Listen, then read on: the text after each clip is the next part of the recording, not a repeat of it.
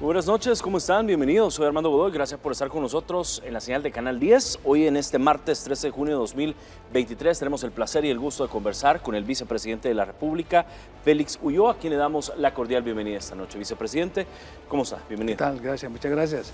Gracias por la invitación. Un placer que esté con nosotros. Quiero aclarar que yo estaba aquí antes de las 8.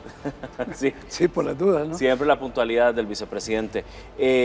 Vicepresidente, cuéntenos, y para hacer quizás y romper el hielo, 4 años de gobierno hacia un nuevo El Salvador. Algunos analistas lo llaman como una transformación y otros lo llaman como una refundación del Estado.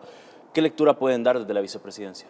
Bueno, mira, sí, definitivamente vamos a abordar el tema, pero antes yo quisiera aprovechar esta ocasión para enviar un saludo y una felicitación muy efusiva a nuestra querida amiga Alicia Bárcenas, quien este día fue nominada por el gobierno de México como la nueva ministra de Relaciones Exteriores. O sea, la nueva canciller de México es Alicia Bárcenas, una gran amiga de El Salvador.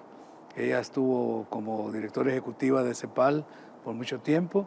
Tuvimos la oportunidad de compartir con ella en varios espacios, en organismos internacionales, en CEPAL, en la sede en Chile, en una reunión del mecanismo Centroamérica, lo que se llama el mecanismo de la región que incluye México, Colombia y los 8 países del SICA. Y en esa ocasión acordamos que se le iba a pedir a CEPAL que desarrollara un programa de desarrollo para la región de los 3 países del norte de Centroamérica y el sureste de México. Y Alicia lo asumió con mucho grado y presentó lo que ahora es el PDI, que es el Plan de Desarrollo Integral, que incluye los 3 países, El Salvador, Guatemala y Honduras, y los 9 estados del sureste de México. Así que ahora que está como nueva ministra de Relaciones Exteriores de México, creo que tenemos un gran aliado para atender esta zona de desarrollo de la región mesoamericana. Dicho eso, pues volviendo al tema que nos ocupa, en efecto son 4 años en los cuales se han desarrollado profundas transformaciones en El Salvador. Ha sido un salto no solo cualitativo, sino cuantitativo el que se ha dado en estos 4 años, que se cumplen justamente el 1 de junio, cuando el presidente dio su informe a la Asamblea Legislativa y a la Nación, y a partir de ahí podemos identificar que cuando hablamos del nuevo El Salvador, en 4 años, con una pandemia que nos puso en pausa por casi 2 años, Correcto. con una Asamblea Legislativa que bloqueaba todas las iniciativas que se tuvieron desde 2019, que llegamos a ocupar la presidencia y la vicepresidencia de la República, hasta el 1 de mayo de 2021, que esta nueva Asamblea, que esta noche está reunida justamente en su plenaria, se han podido ver y el pueblo ha experimentado todos esos grandes cambios.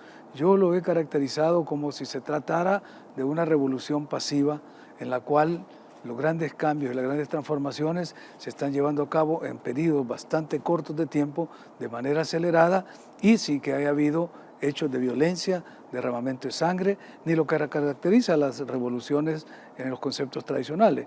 Y eso solo es posible cuando un pueblo tiene la capacidad de escoger a sus gobernantes, a sus líderes, y en el caso concreto nuestro, el liderazgo y el talante de estadista que tiene nuestro presidente Nayib Bukele.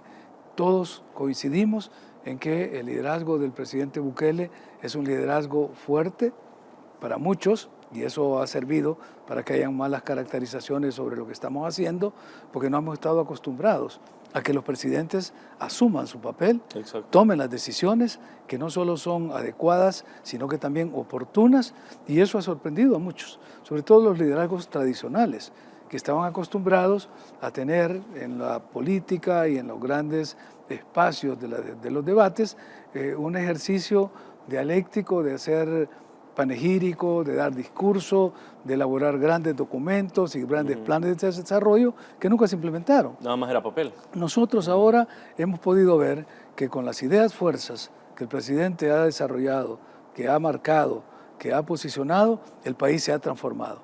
Incluso los desafíos más grandes que por mucho que hubiesen venido los expertos de organismos internacionales, de países amigos, de la comunidad internacional, no veían solución al tema de las pandillas.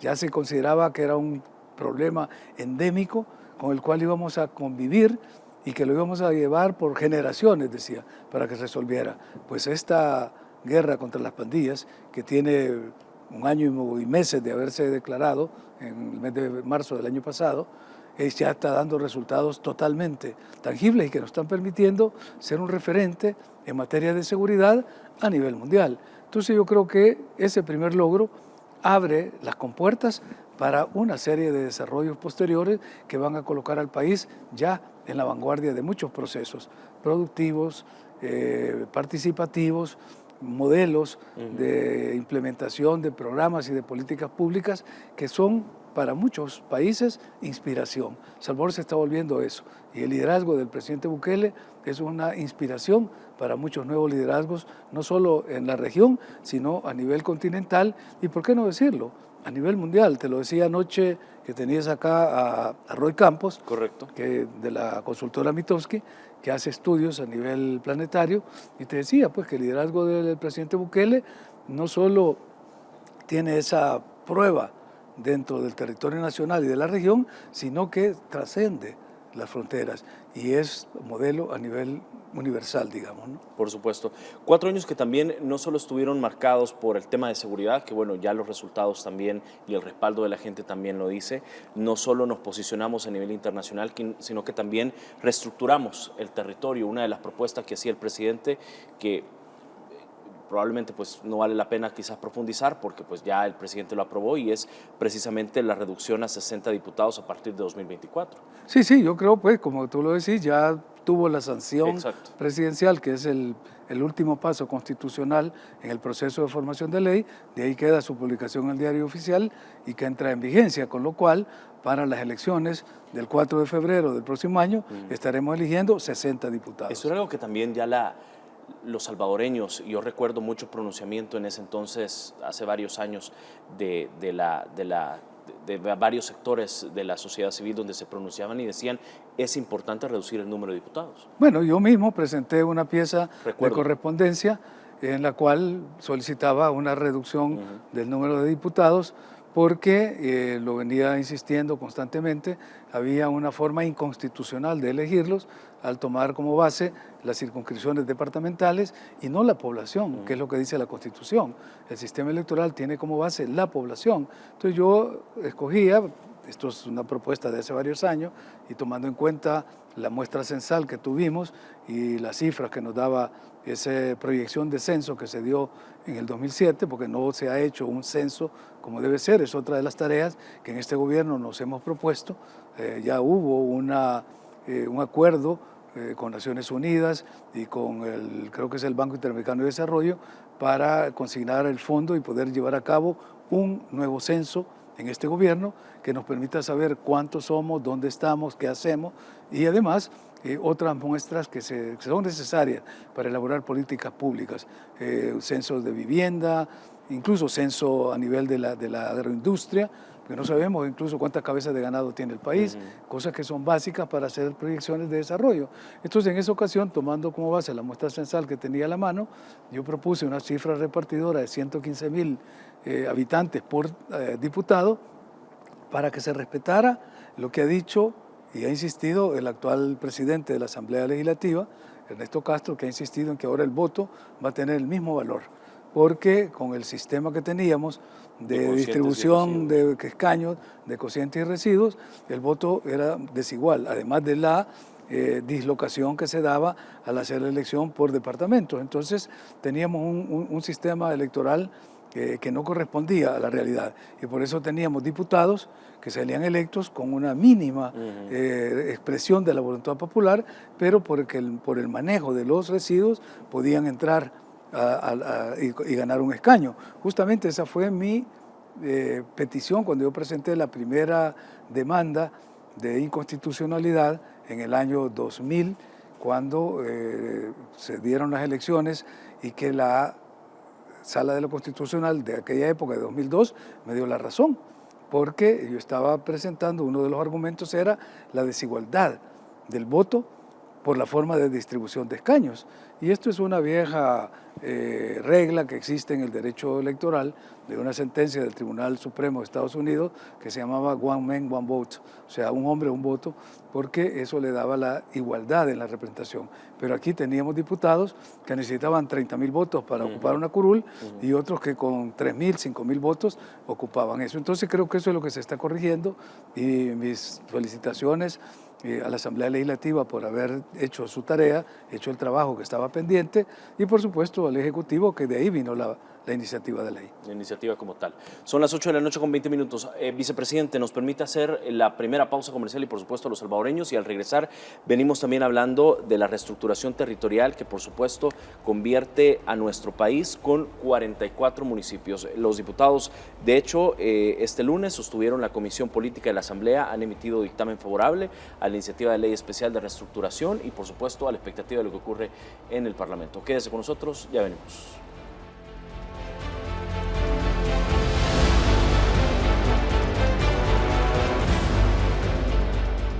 Gracias por estar con nosotros. Mi invitado esta noche, el vicepresidente de la República, el doctor Félix Ulloa, con quien estamos conversando, por supuesto, estos 4 años de gobierno, y uno de los temas también medulares que centró el presidente y que, por supuesto, ya se está trabajando en la Asamblea Legislativa es la reestructuración territorial que, por supuesto, va a convertir a El Salvador con 44 municipios. Una transformación completa del sistema territorial, si queremos llamarlo así, de nuestro país. ¿Cuál es el espíritu desde la visión del presidente con esta iniciativa? Pues mira, yo creo que también es ir honrando otra de las tareas que estaban pendientes.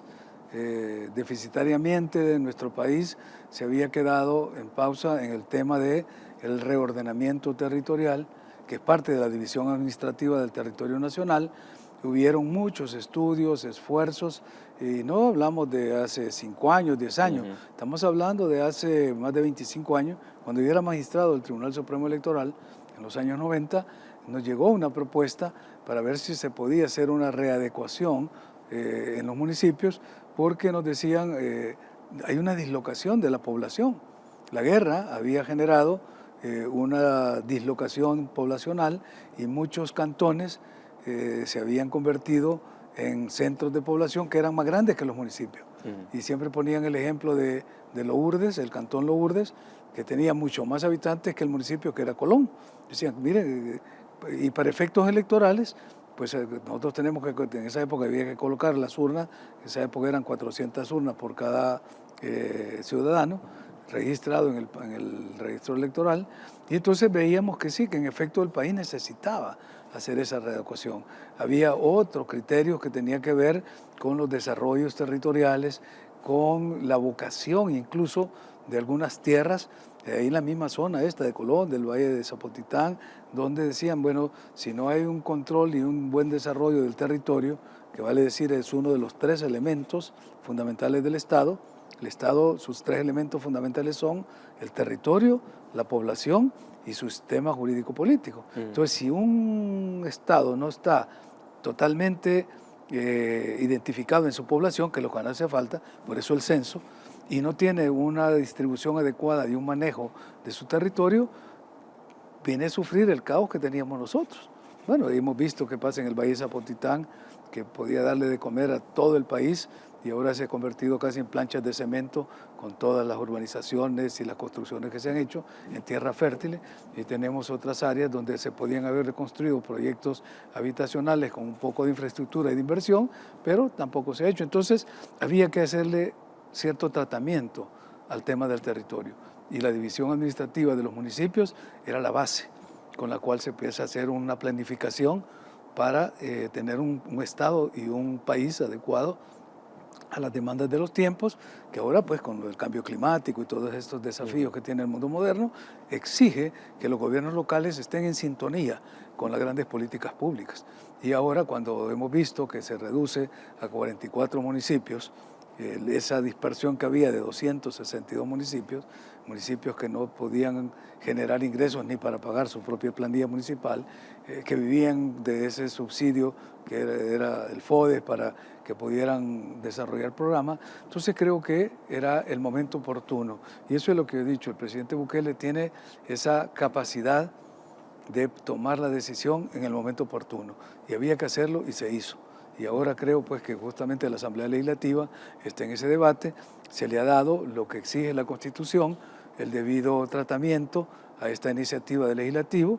Hemos podido ver en las noticias, aquí Canal 10 ha estado reportando, sí, cuando han sido convocados alcaldes y organismos que trabajan en el tema municipal para escuchar opiniones y que después no venga algunos grupos que son críticos y la crítica acerba que tienen ya estos pequeños grupos de la oposición minoritaria a decir pues que esto no se discutió adecuadamente o que no siguió los procesos que la Constitución exige para en el proceso de formación de ley. Entonces yo creo pues que si esta noche tuviésemos esa oportunidad de que el dictamen favorable de la respectiva comisión fuese aprobado por el Pleno, ya estaríamos anunciando para las próximas elecciones los 44 municipios que van a ser producto de del voto directo de la población.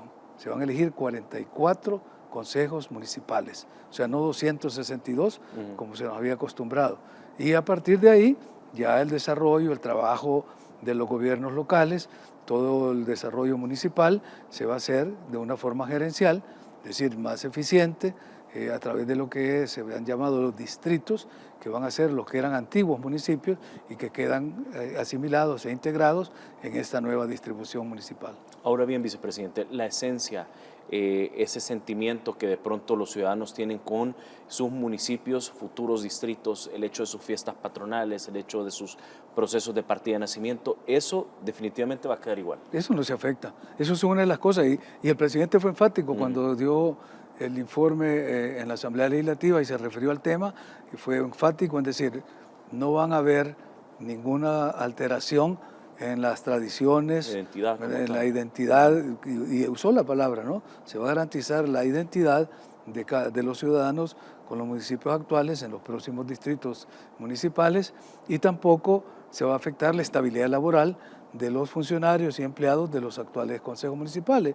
O sea, pues que lo que hay es un ajuste estructural a nivel, digamos, de diseño de municipalismo, en el cual lo que se va buscando es la mayor eficiencia, la mayor transparencia y la mayor capacidad de rendición de cuentas, porque de donde venimos, de 262 municipios, tú puedes ver todos los informes de la Corte de Cuentas y cuántos alcaldes, funcionarios están procesados por malversación, por un uso indebido de los recursos, por la mala gestión, por vinculación con crimen organizado, y todo eso, cuando se dé esta reestructuración, va a ser cosa del pasado, porque va a haber una mayor capacidad de control, de transparencia y de eficiencia en el uso de los recursos, porque, como dice el dicho, en arca abierta el justo peca. Exacto. A estos pequeños municipios se les mandaba el dinero del FODE, que no les costaba nada, para que hicieran proyectos de inversión en sus comunidades, y lo que hacían era aumentarse los salarios, las dietas,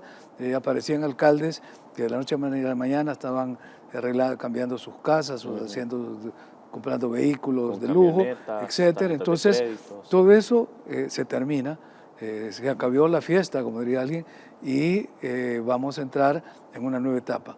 Para los críticos que también han estado saliendo sin fundamento, hablar pues de que el quitar el FODE es una forma de atentar contra el desarrollo municipal, yo creo que el ministro de Hacienda ha sido muy claro en decir que todavía en el ejercicio de este año hay 500 millones de dólares para los FODE y que hasta el momento se han distribuido más de 240 millones a los consejos municipales actuales, o sea, los 262 que están, porque hay que ir esperando de la forma gradual y cuando entre en vigencia la ley, porque las leyes surten efecto a futuro. Entonces, una vez haya sido aprobado el decreto por la Asamblea Legislativa y pase a la sanción presidencial del Ejecutivo y se publica en el Diario Oficial, entonces vamos a empezar a tener ya esa nueva normativa.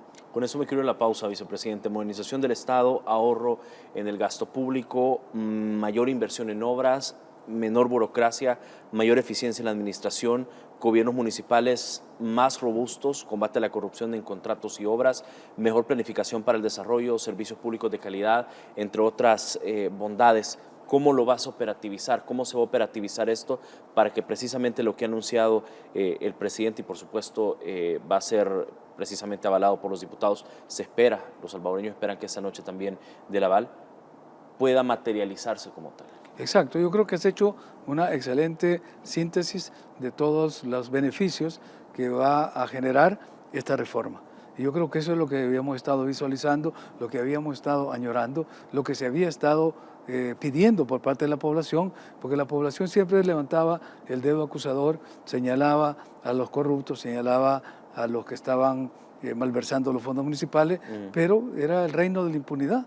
Habían los arreglos, los partidos que tenían el control de la Asamblea Legislativa, del órgano judicial, de la Corte Suprema de Justicia, controlaban el Ministerio Público, dejaban pasar todos estos hechos.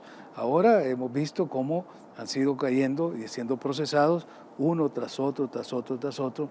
La lista es bastante numerosa de funcionarios y de miembros de consejos municipales, empezando por los alcaldes, que no solo están procesados, algunos que ya están condenados por todos estos hechos. Y en la lista que tú señalabas de todos los beneficios que va a generar esta reforma, está la respuesta ahora que se le está dando al pueblo. Y eso es lo que el pueblo reconoce.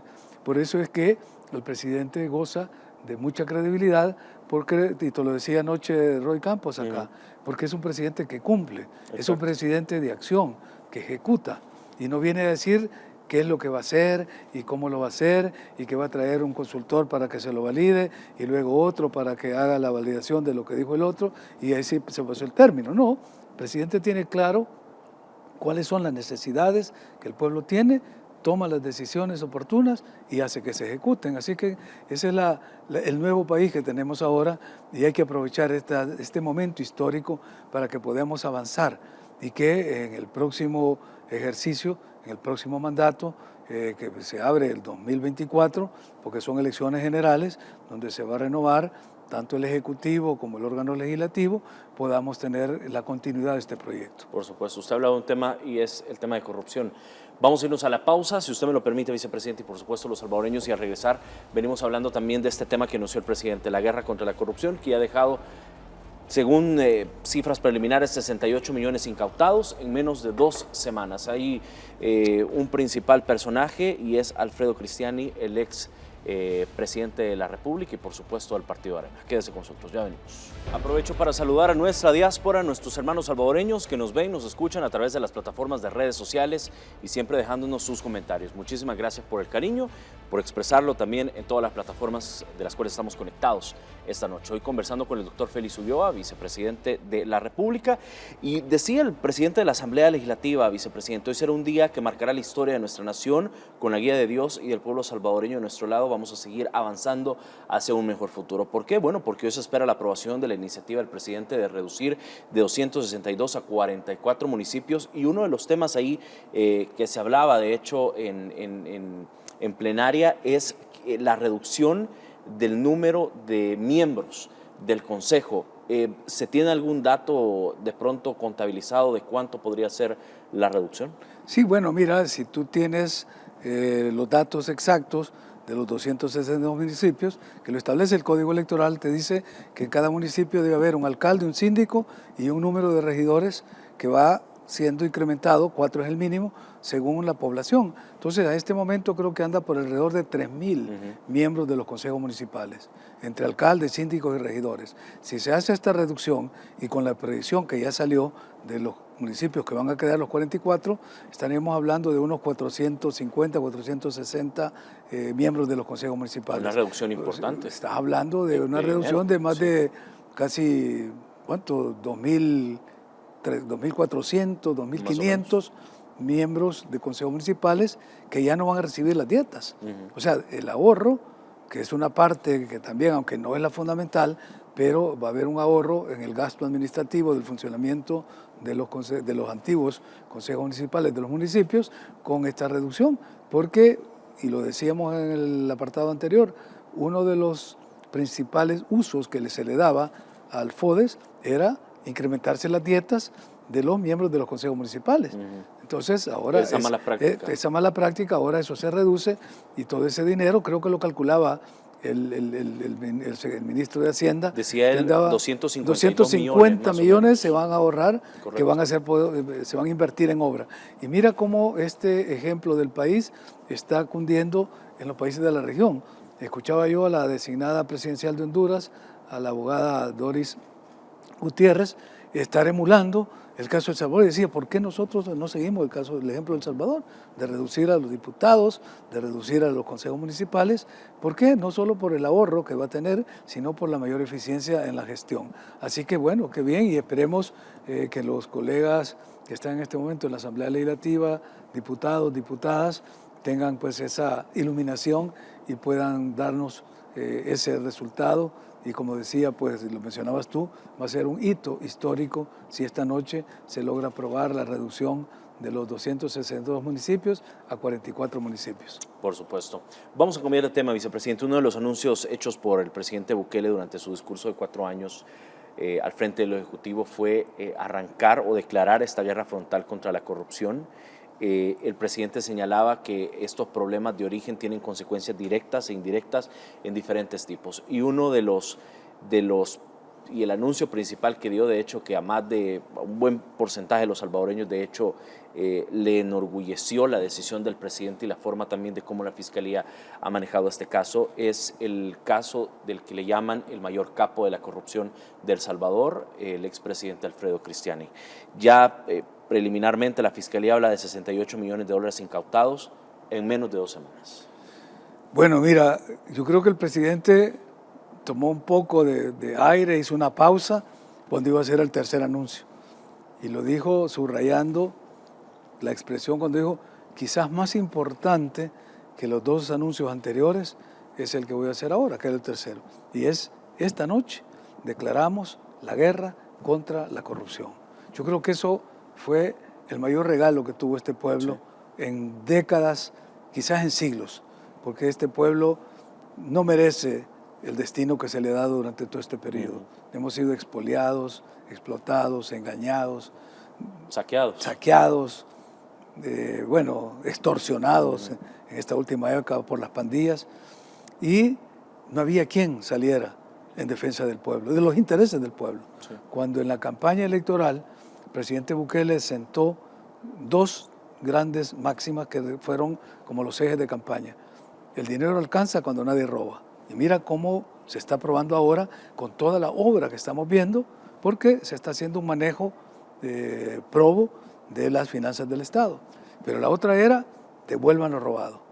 Y eso parecía un poco utópico, porque ¿cómo se pensaba y cómo van a devolver lo robado?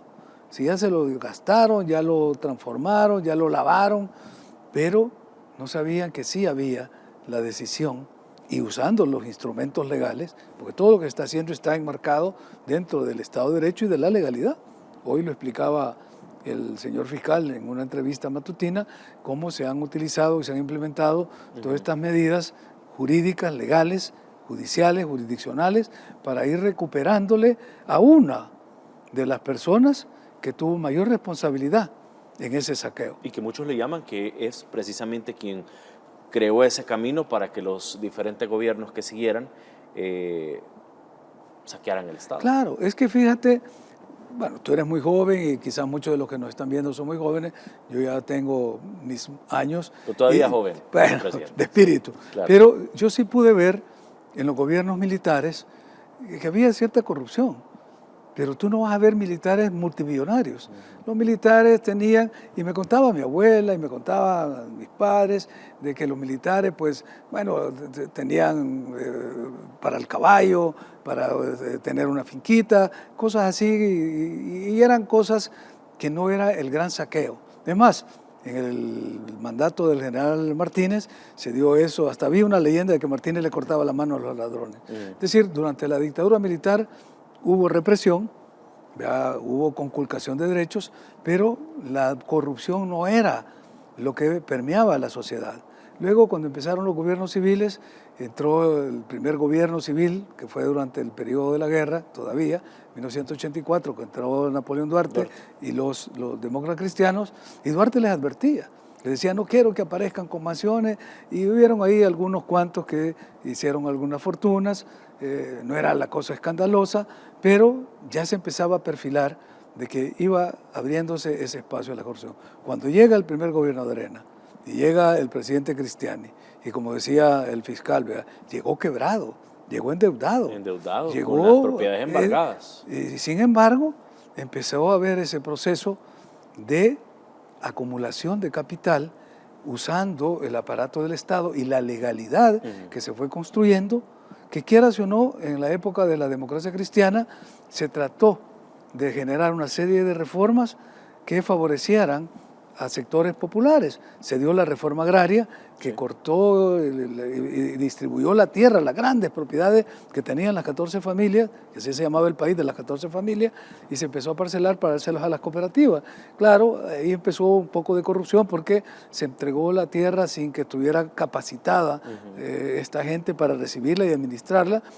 Bueno, contaban historias de que, por ejemplo, un toro de $30,000, que era pues un semental, lo hacían barbacoa, porque no tenían la capacidad de entender todo lo que se les estaba entregando.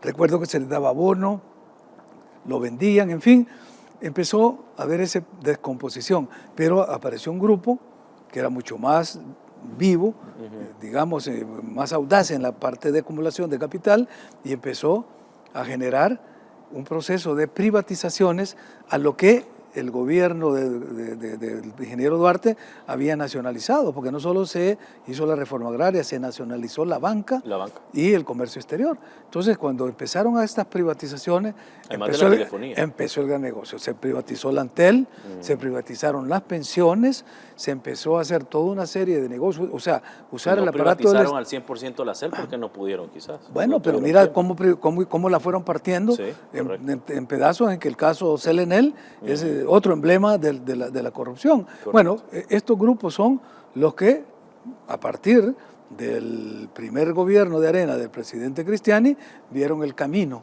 para empezar a saquear el Estado y a saquear la sociedad.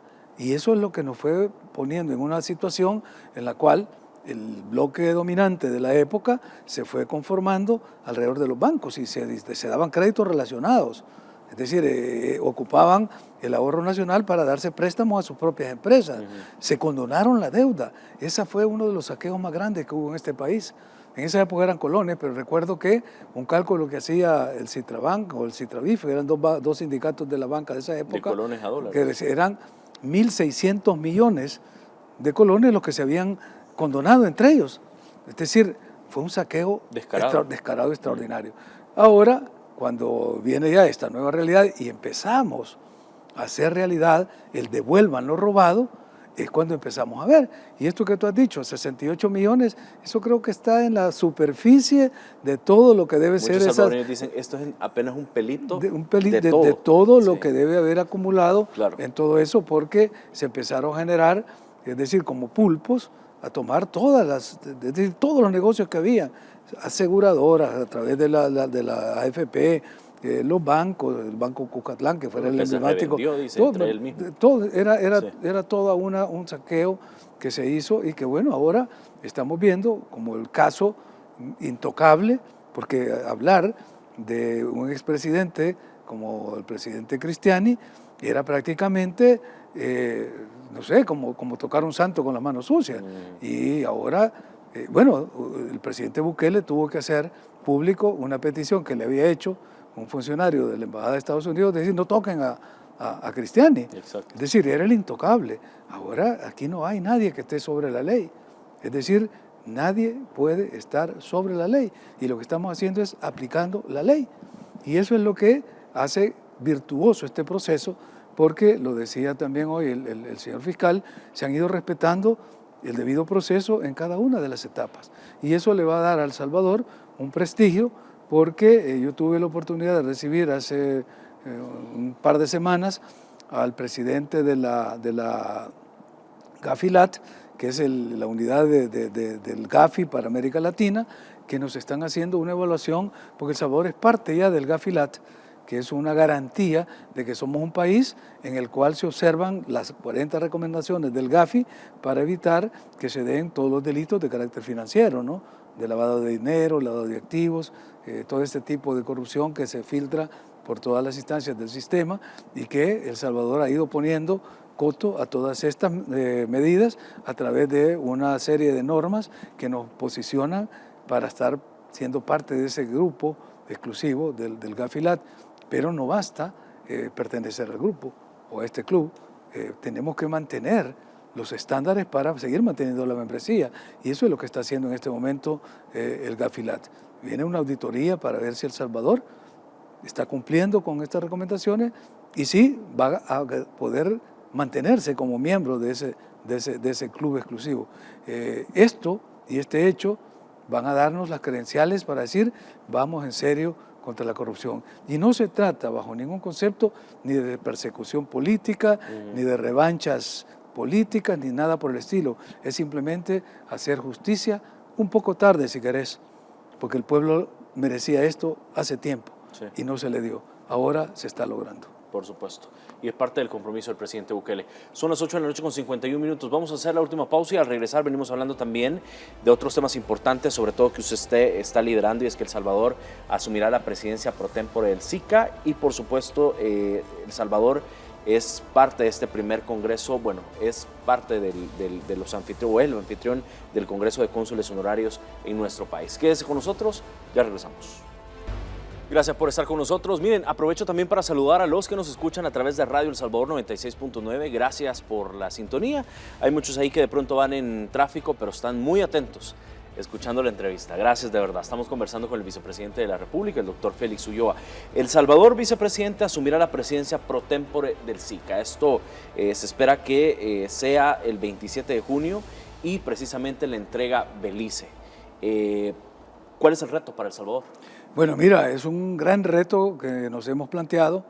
Me ha tocado estar en las diferentes cumbres de jefes de Estado y de Gobierno del SICA y estuvimos en diciembre en Santiago de los Caballeros, en República Dominicana, cuando República Dominicana le hizo el traspaso a Belice. Ahora toca que Belice le haga el traspaso a El Salvador y asumimos nosotros esa responsabilidad. Hemos tenido reuniones entre los equipos de trabajo, tanto de la vicepresidencia, porque por un decreto ejecutivo el presidente Bukele ha delegado a la vicepresidencia para encargarse de los temas de la integración. Entonces, por decreto presidencial, la vicepresidencia está encargado, pero la Cancillería es el ente institucional que maneja todas las relaciones con el sistema. Entonces tenemos un equipo de trabajo conjunto, vicepresidencia y la Cancillería, y hemos convocado a todos las otras carteras de Estado que tienen representación en las secretarías. El SICA tiene 10 secretarías y varios organismos especializados. Entonces, algunos ministerios participan con sus titulares y al asumir El Salvador la presidencia pro tempore, asumimos la presidencia de todo el sistema. O sea, asumimos la presidencia en las SCAD, la presidencia en todas las 10 secretarías y nos toca por eso hacer todo un esfuerzo para darle un contenido a esta PPT que nos permita hacer lo que no pudimos hacer hace 4 años. Nosotros recibimos la presidencia pro tempore nomás entrando al gobierno en el 2019 y tratamos de hacer un gran esfuerzo, avanzamos en varias áreas, pero vino la pandemia el 2020 y el sistema entró en pausa, luego el 2021, entonces hasta el 2022 ha empezado a moverse el SICA. Nosotros presentamos en Dominicana una propuesta de reforma al tratado constitutivo, porque la idea, que le hemos hablado con el presidente en varias ocasiones, es que demos el salto y pasemos de la situación de integración en la que nos encontramos ahorita, de ese estadio, a un estadio superior que sea la Unión Centroamericana, así como existe la Unión Europea.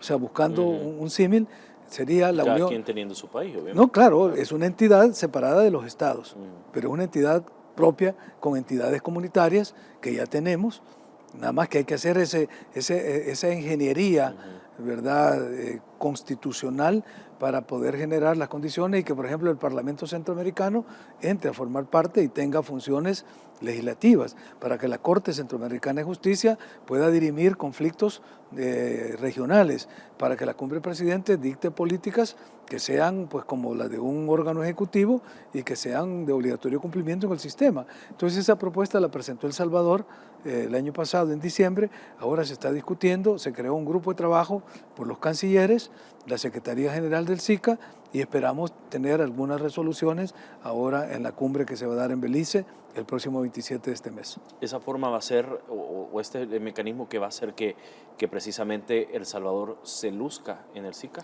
Sí, la idea es esa, que no queremos que sea otra presidencia como todas las que han habido de reuniones, sino que avancemos. Diferenciador, ¿no? Queremos hacerlo. De hecho, yo hoy en la mañana, aprovechando que estaban todos los cónsules honorarios que nos visitan, les hacía el planteamiento, les enseñaba cuáles son todos los foros que vamos a organizar. Un foro de inversiones, un foro de seguridad donde vamos a presentar nuestro plan control territorial, un foro para gobiernos locales, un foro para las migraciones, un foro que nos lo ha pedido la Defensoría del Consumidor porque tiene sus homólogos en la región y ese es otro tema que nos interesa. Y así pues toda la temática de carácter regional en la que El Salvador va a poder presentarse como un líder en el planteamiento y en la ejecución de políticas de carácter regional en consenso y creando esta sinergia con los otros 7 estados, porque el SICA somos 8 estados. Ahora nos toca a nosotros la responsabilidad de la presidencia pro tempore y queremos hacerlo trabajando en consenso con los otros 7 estados. Y eso es lo que también los salvadoreños esperan, ¿no? Obviamente ahora con la presidencia del SICA, tiene que dar, me imagino yo, el gobierno del presidente Nayib Bukele ese toque diferenciador y yo estoy seguro, y los salvadoreños también están seguros, que se va a realizar. Quiero avanzar con los temas, vicepresidente. Hoy fue el primer congreso de cónsules honorarios de El Salvador. El objetivo básicamente es fortalecer la capacidad de trabajo de los representantes, la cual es clave para el ejercicio de la política exterior. Pero esto, ¿cómo se traduce en beneficio a la gente? No, directo. Hay, digamos, 2 formas de impacto en el trabajo de los cónsules honorarios para nuestra población. Primero, la diáspora que habita o que vive en los países donde ellos nos representan de manera honoraria, como dice el término, ¿verdad? Y esto ha sido la viceministra responsable de movilidad humana, la viceministra Cindy Portales, quien ha hecho esta convocatoria. Hemos tenido el 98% de todos los cónsules, creo que solo 2 no pudieron venir, de los 50 que tenemos en todo el mundo, y la idea es, primero, generar esas políticas para atender a la población que vive en esos países, que no es que sea menos importante, pero más que eso, es cómo los cónsules vienen aquí y pueden sentir directamente el representar a este país, a este nuevo país, porque muchos de ellos vienen representando El Salvador desde hace varios años, ¿no? Hay uno que le dieron un reconocimiento porque tiene ya décadas de estar siendo cónsul honorario. Ahora quizás es la primera vez que él viene a encontrar este nuevo país, y lo decía ahora porque tuvimos la oportunidad de tener un intercambio con algunos de ellos y hacían preguntas muy oportunas sobre temas de inversiones. Decía, bueno, ¿cómo podemos nosotros promover inversiones en esta área, en este campo? ¿Cuáles son los incentivos que el país presenta para que nosotros, porque la mayoría de cónsules siempre son personalidades vinculadas a los sectores privados, es decir, gente empresarial, y por eso es que el interés de ellos es cómo mejorar las relaciones comerciales con este nuevo El Salvador. Y ahí se le dieron todas las explicaciones y se les dijo, va a haber un foro específico, una jornada, solo para exponerles cuáles son las nuevas condiciones que tiene el país para volver amigable la inversión extranjera directa, cuáles son las reformas que se han hecho de carácter legal, cuáles son las ventanas de oportunidades que se abren, y ustedes van a poder regresar a sus países con un paquete, ¿verdad?, de oportunidades que la pueden presentar para que la inversión directa extranjera pueda venir al país. Decía hoy la canciller, pocas veces he sentido una emoción tan grande como la de hoy, pocas veces, porque nos acompañan representantes de más de 48 países que creyeron en nosotros desde hace medio siglo, algunos de ustedes, y siguen creyendo en nosotros. Exacto. Es lo que te decía, El Salvador genera esa efectividad. Sí. Muchos de ellos, y me lo decía, porque bilateralmente me he reunido con algunos de ellos, uno que traía un paquete especial, un regalo propio de él, que es el cónsul nuestro en Israel, que traía un paquete especial, venía con un empresario joven, muchacho de 22 años, con una empresa ya que vale miles de millones de esos startups que se han creado a través de las nuevas tecnologías. Me reunía también con el cónsul de Vancouver que me decía, me enseñó el DUI. Y me dijo, mira, ya me dice salvadoreña, es casado con una salvadoreña. Es decir, hay toda esa afectividad, toda esa vocación, todo ese espíritu de representar al país porque lo aman, porque se sienten parte de, y eso creo que es lo que le da el valor agregado, porque no son algún tipo de cónsules. Yo conocí en varios países en los que me ha tocado trabajar de personas que andan buscando ser cónsules honorarios de algunos países precisamente para tener ventajas, sobre todo aduanales, de franquicia, este tipo de cosas, y no es ese el tipo de cónsul que nosotros buscamos. Ahora, y lo veíamos con la viceministra Portal, que se les va a presentar una especie de declaración de compromiso, es decir, por qué ellos van y quieren ser representantes de nuestro país en sus países, cuáles son los objetivos con los que ellos van a trabajar, cuáles son los compromisos que van a adquirir con nuestro país. Entonces me pareció algo histórico, porque nunca lo habíamos visto, traer a todos los cónsules honorarios con sus propios medios, han financiado su viaje a El Salvador, y que acá se les pueda dar esta inducción o esta inmersión en el nuevo país que ellos están representando ahora, y que a partir de ahí surjan esos compromisos de regresar para mejorar la representación y la representatividad de nuestro país. Importante. Vicepresidente, no me quiero despedir sin antes poder hablar del programa de certificación de administración pública. Entiendo que recientemente usted, en su calidad de rector de esta Escuela Superior de Innovación de la Administración Pública, lanzaron este programa de certificación precisamente de administración pública. ¿Esto busca volver todavía con mayor competitividad a los que son administradores del Estado a favor de los salvadoreños? Exactamente, y eso lo dijimos con toda claridad. A través de los programas de la ESIAP, porque se llama Escuela Superior de Innovación en la Administración Pública, la ESIAP, queremos honrar un compromiso que el presidente Bukele ha lanzado en público, cuando dijo, lo público tiene que ser igual o mejor que lo privado. Porque está esa idea de que el servidor público es burócrata, es haragán, no se presenta, lo hace de mala gana, maltrata al usuario. Es decir, hay una pésima imagen del servicio público. Correcto. Entonces queremos transformar esa imagen, pero queremos hacerlo de verdad. Es decir, motivar a través de cursos que vamos a dar.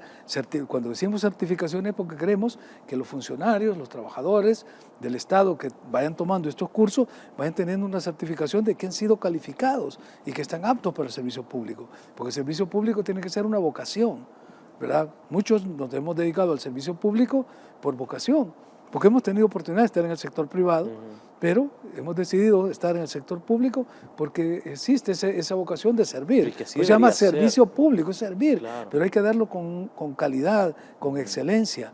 Y eso es lo que el pueblo requiere, eso es lo que el pueblo demanda y eso es lo que el pueblo merece. Entonces, ¿cómo se lo vamos a dar? Con una plantilla de trabajadores del Estado, y cuando hablamos del Estado no estamos hablando solo del gobierno, del Ejecutivo, hablamos de todo el Estado, en todas sus ramas, en sus órganos y de los gobiernos locales.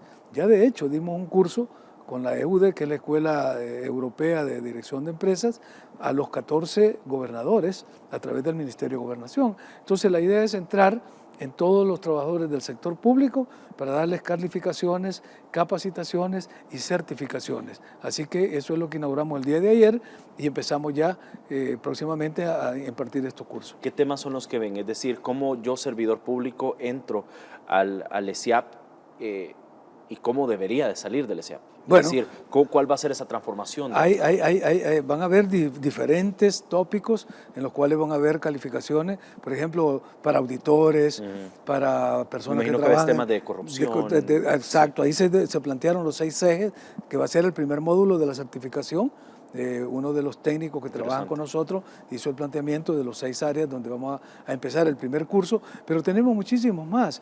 En una de mis etapas iniciales como rector de la ESIAP, me tocó la fortuna de estar con la ESAP, que es la Escuela del Servicio de Administración Pública, Escuela Superior de Administración Pública de Colombia, en Bogotá, Firmamos ya un acuerdo y nos han ofrecido 1.200 becas. 1.200 becas. Firmamos otro convenio con el INAP, que es el Instituto Nacional de Administración Pública de España. También ya tenemos posibilidades con la EUDE de Madrid, con la OIS, la Organización Iberoamericana de Seguridad Social, con la Organización de Estados Iberoamericanos, la OEI. Es decir, estamos generando toda una serie de alianzas con diversos grupos y sectores y entidades nacionales e internacionales para poder ir teniendo todo ese bagaje, no solo curricular, sino del personal académico que puede ir impartiendo los cursos. Se van a ir anunciando, se va a hacer llegar a cada una de todas las entidades del Estado cuáles son las ofertas que hay, porque no podemos atenderlo todo al mismo tiempo. Correcto. Entonces vamos a ir haciéndolo de una manera segmentada. Y algo que yo me comprometí el día de ayer, porque lo vi en Colombia, que es uno de los requisitos que tiene cualquier servidor público, sobre todo los cargos de elección popular. Antes de tomar posesión del cargo, tienen que haber aprobado un curso de un mes en la ESAP.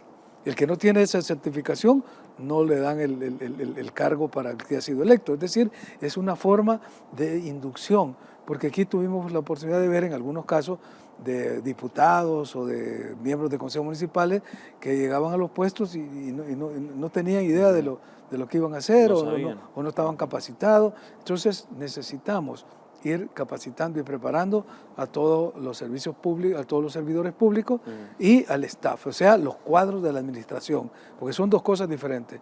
El que es el funcionario electo, ¿verdad?, que tiene un cargo transitorio, y lo que es el personal de planta, o sea, la plantilla permanente del Estado, que es la garantía de la permanencia, la continuidad y la calidad del servicio público. Es elevar por completo el sistema, el servicio público de nuestro país, sin duda.